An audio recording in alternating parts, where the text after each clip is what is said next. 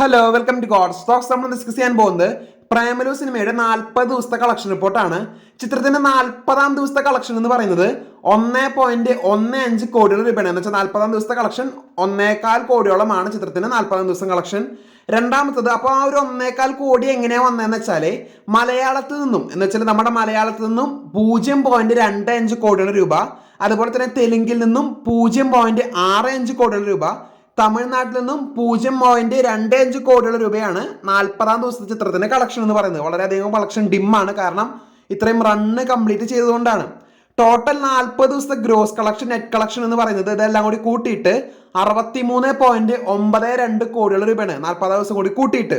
അതിൽ മലയാളത്തിൽ നിന്നും 53.82 കോടിയോളവും, തെലുങ്കിൽ നിന്നും 7.9 കോടിയോളം രൂപയും, തമിഴ്നാട്ടിൽ നിന്നും 2.2 കോടിയോളം രൂപയും ചിത്രം നേടി. 40 ദിവസത്തെ ഓവർസീസ് എന്ന് പറയുന്നത് 41 കോടിയോളം രൂപയാണ്. അതുപോലെ തന്നെ 40 ദിവസത്തെ ഇന്ത്യ ഗ്രോസ് കളക്ഷൻ എന്ന് പറയുന്നത് 75.50 കോടിയോളം രൂപയാണ്. Total world wide gross collection ചിത്രം നേടിയിരിക്കുന്നത് 116.50 കോടിയോളം രൂപയാണ്. ഏകദേശം 117 കോടിയോളം രൂപ. വലിയൊരു ഹിറ്റിലേക്ക് മഞ്ഞുമൽ ബോയ്സിന് ശേഷം പ്രേമലു വന്നിരിക്കുകയാണ്. നസ്ലിന്റെ ഒരു വലിയൊരു കരിയർ ഹിറ്റായി മാറിയിരിക്കുകയാണ്. 100 കോടിയോളം സെക്കൻഡ് പണം കളക്ട് ചെയ്തു. അപ്പോൾ കൂടുതൽ സിനിമ അപ്ഡേറ്റുകളൊക്കെ കാത്തിരിക്കാം. ചാനൽ ഇഷ്ടപ്പെട്ടെങ്കിൽ ഷെയർ ചെയ്യുക, സബ്സ്ക്രൈബ് ചെയ്യുക. താങ്ക്